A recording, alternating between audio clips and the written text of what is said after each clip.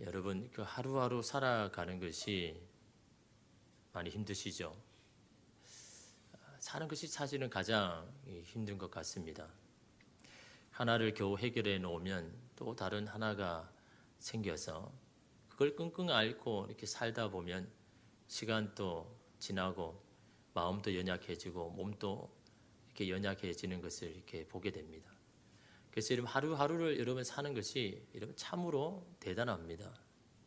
그 하루하루를 여러분 특별히 이 주일 예배에 와서 주님 앞에 시간을 드리고 마음을 드린다는 이런 그 자체가 여러분이 대단하신 거죠. 우리 스스로에게 한번 고백해 볼까요? 나는 참 대단합니다. 나는 참 대단합니다. 예. 말하기도 좀 부끄러울 수도 있습니다. 그죠? 우리가 주님 앞에서 그렇게 살지 못하지만 그러나 여러분 하나님의 마음이 이런 그 마음입니다. 참 너 대단하다. 그렇게 여러분 우리에게 위로를 주기를 원하시고 힘을 주기를 원하시는 거죠. 좀 하나님 앞에서 잘 못 살아도 여러분 괜찮습니다. 주님 앞에 나오는 모든 자들을 다 품어 안으시면서요. 야 그래도 너 수고했지. 너 그래도 열심히 살았지. 야 참 너 대단하다 생각한다. 이러면 그것이요 하나님께서 오늘 우리에게 주시는 하나님 마음인 줄 믿습니다.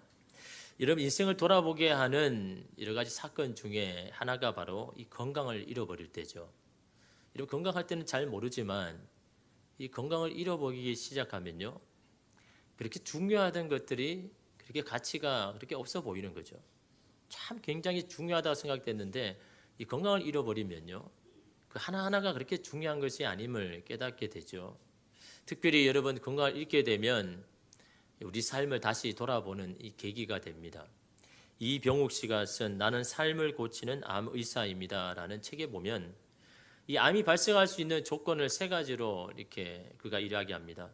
먹은 음식, 뭘 먹었느냐, 불규칙한 습관, 어떻게 살아왔느냐, 불평과 불만과 같은 나쁜 감정, 어떤 마음을 가지고 살아왔느냐, 이 요소들이 서로 중첩될 때 이 암이 발동할 수 있는 환경이 주어진다라고 그렇게 이야기합니다. 물론 유전적인 소인도 있고 환경을 무시할 수 없지만 근본적인 것은 바로 우리 잘못된 생활 습관, 이 마음의 태도 여기에 있다라고 그렇게 말합니다. 그래서 여러분 그가 뭐라고 이야기하냐니까요. 스스로에게 이런 질문을 던져보아야 된다라고 합니다. 그동안 어떻게 살아왔는가? 그동안 어떻게 살아왔는지에 대해서 자기 스스로에게 질문을 해보아야 된다라는 겁니다. 왜냐하면 열심히 앞만 보고 살아왔는데 어느 순간 암에 걸렸다고 고백하는 사람이 많기 때문에요. 그동안 몸이 그 정도 될 때까지 힘들게 살면서도 자신을 한 번도 돌아보지 않았기 때문이다라는 거죠.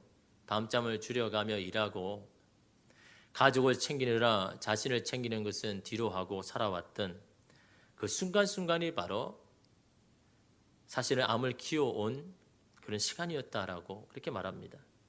이 환자들을 암 환자를 진료하다 보면요, 이 발견되는 사실 하나는 이 암에 걸린 사람들은 발병하기 전에 이 5년에서 7년 전에 이미 자신이 감당할 수 없는 그런 이 경험들을 다 하더라라는 거죠.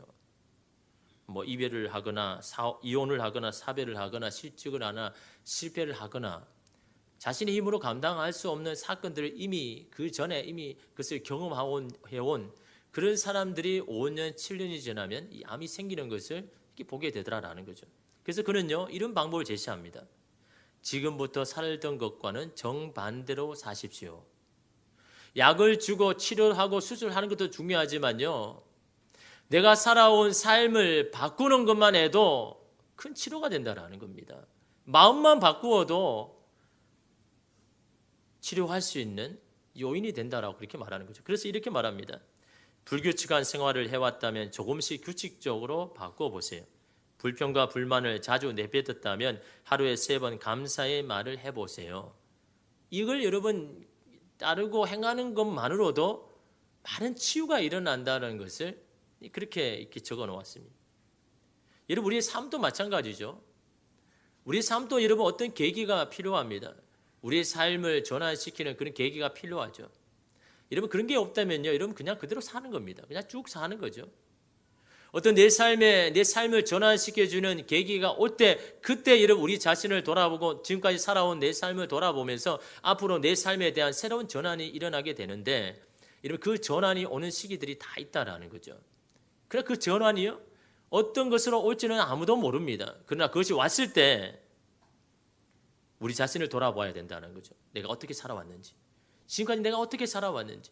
이런 우리의 신앙도 마찬가지입니다. 내 신앙에 무기력함이 생기고 내 신앙에 대한 확신이 없을 때 우리 자신을 돌아봐야 되는 거죠. 내가 어떻게 신앙생활을 해왔는지, 내가 어느 부분을 나태하게 했는지, 내가 소홀히 했는지를 여러분 돌아보고 다시 여러분 신앙생활에 대해서 다시 열정을 내고 그렇게 살아가기를 결단할 때, 그때 여러분 우리의 삶에 여러분 신앙도 제자리를 여러분 찾게 되어 여러분 있다라는 거죠. 오늘 말씀은 바로 이 삶의 전환, 기도의 전환을 일어나는 그런 모습을 우리에게 보여줍니다. 특히 오늘 말씀은 기도로 시작되죠. 1절에서 2절에 보면요, 이렇게 말합니다. 여호와께서 내 음성과 내 간구를 들으심으로 내가 그를 사랑하는도다. 그의 귀를 내게 기울이셨으므로 내가 평생에 기도하리로다. 여러분, 시인이 평생토록 내가 기도하겠다는 그 이유는 뭡니까? 뭘 발견했기 때문에 내가 평생에 기도한다고 이야기합니까? 그의 귀를 내게 기울이셨기 때문에. 하나님께서 여러분 그냥 듣는 게 아니라요, 귀를 쫑긋 세워서 오늘 우리가 무슨 이야기를 하는지 간구를 하는지 주의 깊게 들으시기 때문에 나는 평생에 하나님 앞에 기도하고 간구하겠다라고 그렇게 고백을 하고 있는 겁니다. 여러분 오늘 이 시대 앞에요, 가장 잘 안 되는 게 뭘까요? 훈련되지 않은 게 이 경청입니다. 경청이요. 주의 깊게 듣는 거죠. 저마다 자기 이야기는요 잘합니다. 근데 들어주는 사람이 없는 겁니다. 자기 이야기를 시근하다가 여러분 나중에 다른 사람 이야기하면 딴전을 피우는 사람이 있죠.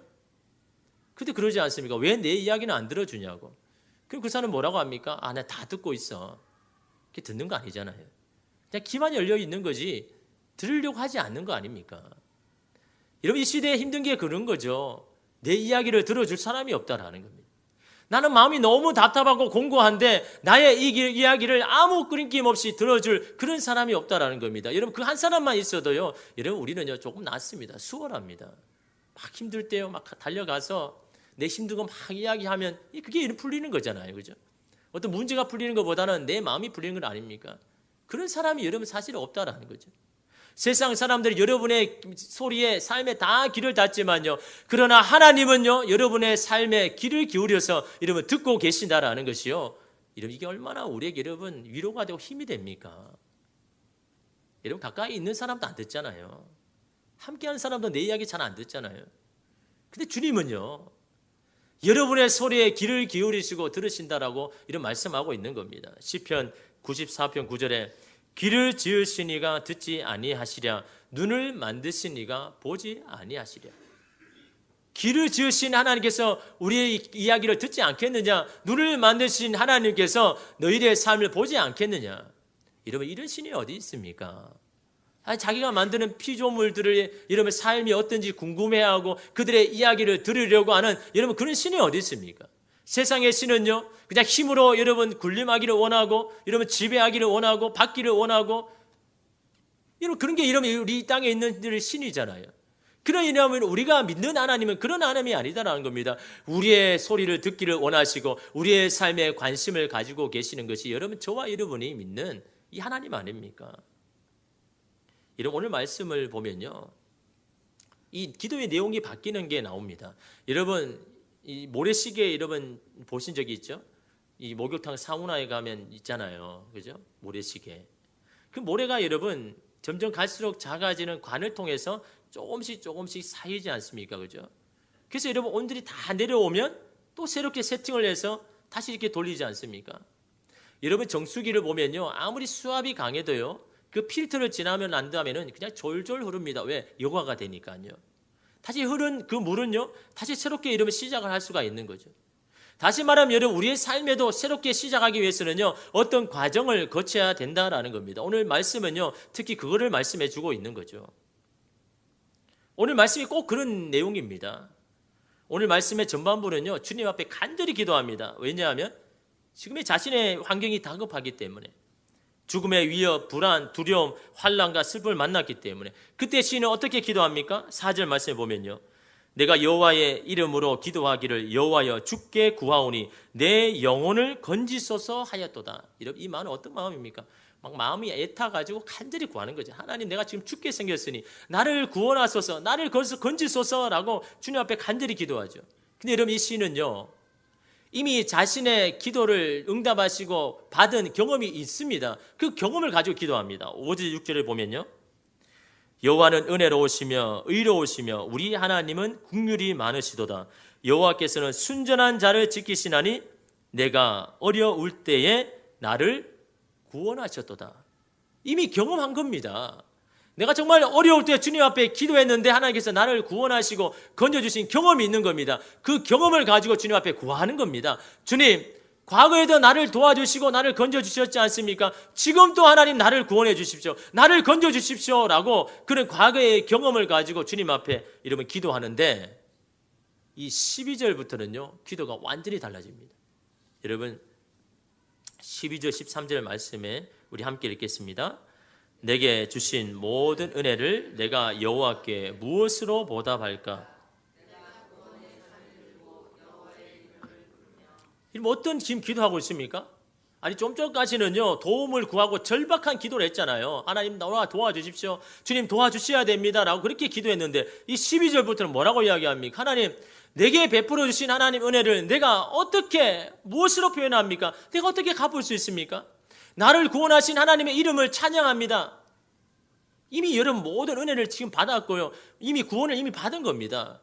그걸 주님 앞에 찬양하고 고백하는 여러분 이 찬양이 나오고 있는 거죠. 여러분 기도가 완전히 바뀌었지 않습니까?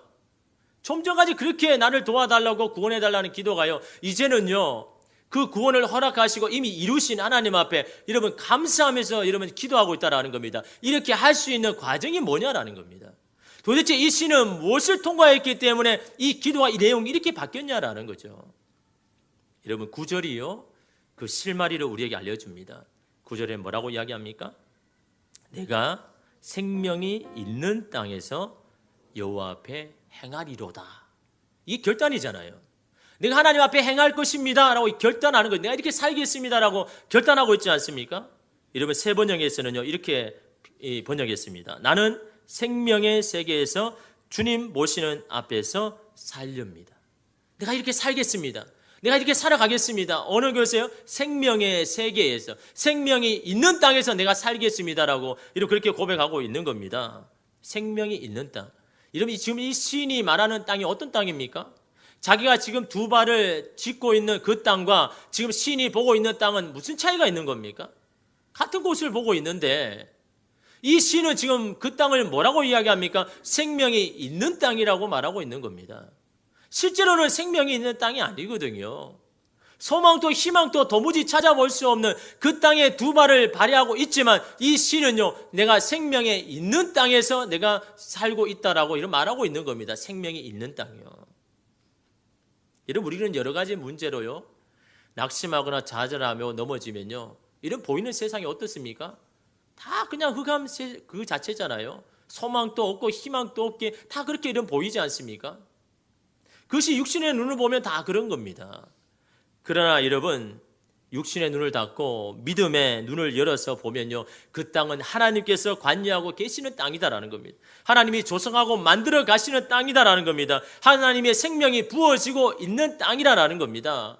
같은 곳을 바라봐도요, 믿음의 눈을 가지고 보면 달라지더라라는 겁니다. 여러분이 잘 아는 12명의 정탐꾼의 이야기요, 그게 여러분의 삶 가운데 지금도 일어나는 거잖아요. 10명의 정탐꾼이 보고는 사실입니다. 현실의 엄연한 사실이죠. 그 땅에는 실제로 거인들이 살고 있습니다. 그들이 누리고 있는 문화와 문명은요, 떠돌이를 따라다니는 이스라엘에 비하면요, 비교할 수가 없는 그런 문명과 문화를 가지고 여러분 그들이 살아가고 있는 겁니다. 그러니 그 땅은요, 이스라엘이 정복하기에는 불가능한 땅, 성취할 수 없는 땅, 그런 땅인 겁니다. 그러나 여러분 그들은 어떻게 했습니까? 육신의 눈을 가지고 살아가는 사람들은요, 그 광야에서 다 죽었습니다. 그냥 그 땅에서 그 말한 대로 그냥 그 땅에서 이러면 생명이 없는 땅으로 그냥 다 죽고 없어지지 않습니까? 그러나 여러분 2명의 여러분 믿음의 눈을 가진 사람은요, 그 땅을 그렇게 보지 않았다라는 거죠. 하나님께서 내게 주시는 땅, 하나님께서 일하시는 그 땅을 바라보고 생명에 있는 땅으로 여러분 나아갔을 때 여러분 그 두 명은요 결코 여러분 결국 그 땅을 성취하고 여러분 하나님 주시는 그 가나안 땅에 여러분 들어가지 않습니까? 여러분 중요한 것은 믿음의 눈을 보고 가지고 살아가느냐, 여러분 그것이 여러분 얼마나 중요한지를 말하고 있지 않습니까? 하나님은 에스겔을요 뼈가 가득한 꼴짜기로 데려가셨습니다. 그리고 물으십니다. 인자야, 얘야, 이 뼈들이 능히 살 수 있겠느냐? 어느 게 누구 뼈인지도 모르고 다 수북히 쌓여있는 이 뼈들을 보면서 묻는 겁니다. 얘야, 이 뼈들이 살아날 수 있겠느냐? 이 뼈들이 예전처럼 가죽을 가지고 생명을 가지고 피를 가지고 있는 한 사람으로 살아날 수 있겠느냐라고 물어보시는 거죠. 이 에스겔은 뭐라고 대답합니까? 주 여호와여, 주께서 아시나이다. 참 애매모호하죠.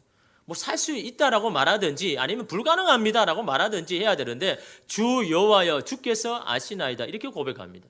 이게 무슨 고백입니까? 인간의 눈으로 보면 그건 불가능한 겁니다. 하나님, 그러나 주님이 하신다면 하실 수 있는 일입니다. 주님만은 가능하신 일입니다. 나는 그렇게 믿고 있습니다 라고 말하고 있는 거죠. 왜냐하면 그 당시 사람들은 다 전부 불가능하다 했거든요. 에스겔 37장 11절 말씀에 이렇게 말합니다. 그들이 이르기를 우리의 뼈들이 말랐고 우리의 소망이 없어졌으니 우리는 다 멸절되었다 하느니라. 육신의 눈을 가진 사람들 다 이런 말을 하더라는 겁니다. 우리의 뼈들이 말랐는데 이미 소망이 없는데 우리가 다 이미 멸절되었는데 무슨 소망이 있고 무엇이 살아나겠느냐? 육신의 눈을 가진 사람은 다 그렇게 이야기합니다. 근데 하나님 무엇이라고 이야기합니까? 내가 생기를 너희에게 들어가게 하리니 너희가 살아나리라. 이 뼈들도 살아나리라. 내가 생기를 붓고 내가 거기에 관여하면 이 뼈들도 서로 자기의 뼈대로 원래 뼈대로 맞추어서 살아날 것이다. 그렇게 이름 선포합니다. 마른 뼈와 같은 심령이 살아나리라. 죽음의 꼴짜기가 생명의 꼴짜기로 살아나리라. 주님은 여러분 그 말씀으로 믿음의 눈으로 여러분 선포하고 계시는 거죠. 여러분 하나님은 항상 죽음에서 생명을 봅니다. 절망에서 희망을 봅니다. 그런 눈을 오늘 우리에게 가져라라는 겁니다. 믿음의 눈으로 보면 다 살아나는 것으로 보인다라는 겁니다. 생명이 있는 땅이라는 겁니다. 여러분 믿음의 눈을 가지셨습니까? 믿음의 눈으로 여러분의 가정을 바라보고 여러분의 자녀를 보고 여러분의 삶의 이틀을 보고 계십니까? 어떤 눈을 가지고 보느냐가 여러분 중요한 거죠. 믿음의 눈을 가지고 보라라는 겁니다. 요즘 사회를 보면요 진흙투성이죠. 정치계나 문화계나 종교계나 누구 하나를 나무랄 수 없을 정도로 다 진흙투성입니다. 어느 것이 참이고 어느 것이 거짓인지는 모릅니다. 원인을 찾는 것 물론 중요합니다. 하지만 여러분 그보다 더 중요한 것은 믿음을 갖는 겁니다. 책임 소재를 가져 정지하는 것도 중요합니다. 그러나 더 중요한 것은 하나님의 섭리를 신뢰하는 겁니다. 불의와 부정으로 아픔과 절망으로 가득한 세상에도 하나님께서 정의를 행하신다는 확신이 여러분 오늘 우리에게 중요한 거 아닙니까? 그런 확신을 가지고 믿음을 가지고 살아가는 것이 여러분 중요하지 않습니까? 여러분 그냥 세상의 눈으로 바라보면요 소망이 없죠. 여기저기 다 썩었다는 이야기고 다 이런 부정하던 이야기밖에 없습니다. 무엇을 가지고 이러면 살아갈 수 있겠습니까? 그러나 다시 하나님의 공의와 정의가 이 땅 가운데 흐른다면 하나님이 주시는 새로운 비전으로 가득 찬 새 시대가 오늘 우리 가운데 이 땅 가운데 다시 열릴 것이라는 이런 그 확신이 우리에게 중요한 거 아닙니까? 그 믿음이 중요한 거 아닙니까? 하나님께서 이 땅을 생명 있는 땅으로 만들어 주실 것이다. 나는 생명 있는 땅으로 나는 바라볼 것이다. 나는 생명 있는 자녀로 바라볼 것이다. 생명 있는 나의 가정으로 바라볼 것이다. 나는 그곳에서 나는 살고 있다라는 이 믿음과 확신이 여러분 중요한 거 아닙니까? 그런 믿음과 확신이 있습니까? 여러분 그런 마음을 여러분 바라보고 계십니까? 여러분 시인은요, 여러분 그 마음을 가지고 여러분 선포하는 겁니다. 내가 생명 있는 땅에서 내가 살아갑니다. 여러분 함께 고백해 볼까요? 내가 있는 곳은 생명이 있는 땅입니다. 나는 그곳에서 희망을 볼 것입니다. 예, 여러분 이런 고백과 이런 선포로 여러분 우리가 살아가야죠. 여러분 시는요 그 생명 있는 땅에서 어떻게 해야 한다고 합니까? 9절 마지막에 보면요 이렇게 말합니다. 여호와 앞에 행하리로다. 유진 피터슨의 메시지 이렇게 표현합니다. 내가 하나님 앞에서 힘껏 걸으며 산자들의 땅에서 살아가리라.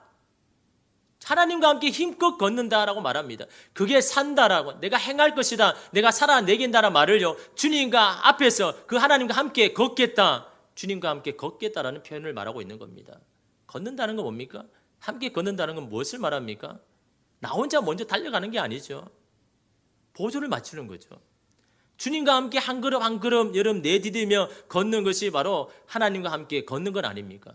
그래서 다른 표현으로 하면 뭡니까? 동행한다라는 거죠. 여러분, 하나님과 걷는다는 게 어떤 뜻일까요?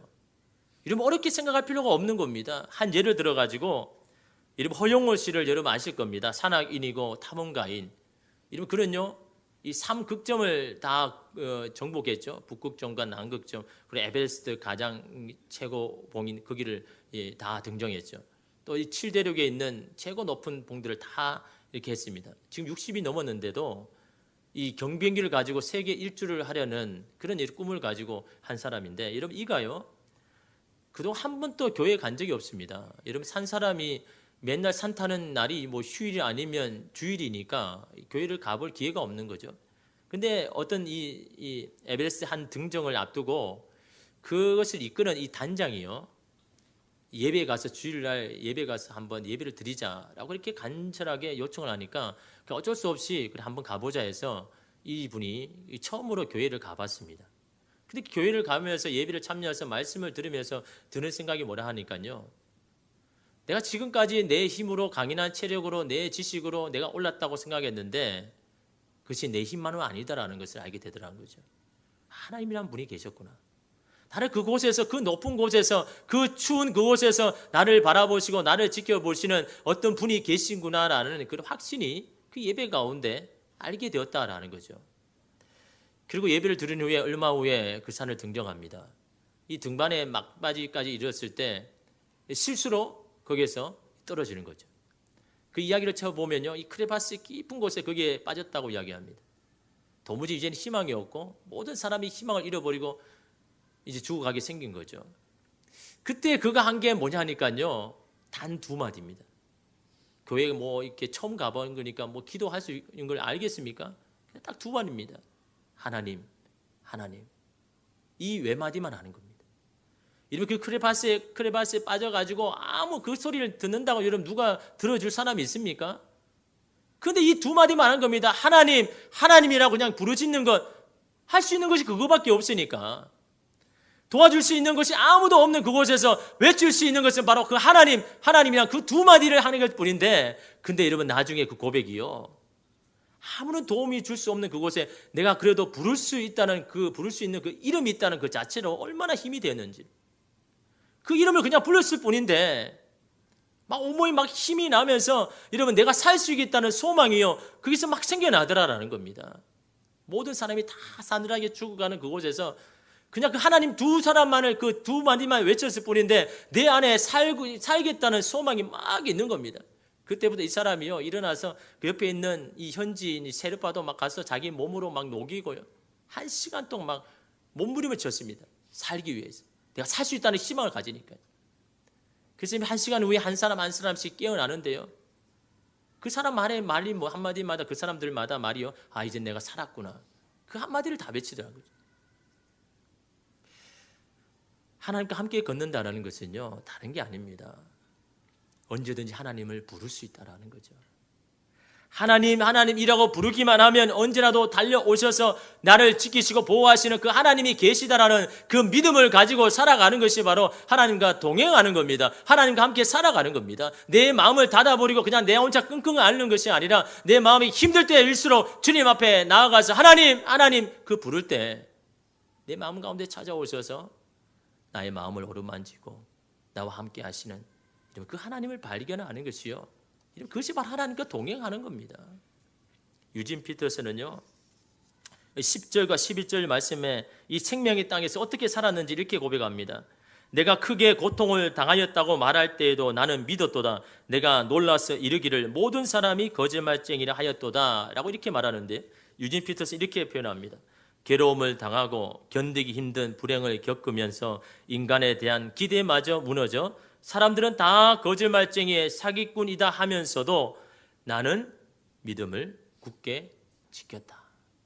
사람들이 나를 실망감을 주고 모든 사람이 나를 힘들게 하는 그 순간에도 내가 하나님과 함께 걷기 시작할 때부터 오히려 나의 믿음은 더욱더 굳게 지켰다라고 이런 말하고 있다라는 겁니다. 팀 켈러는 고통에 답하다라는 책에서 이렇게 말합니다.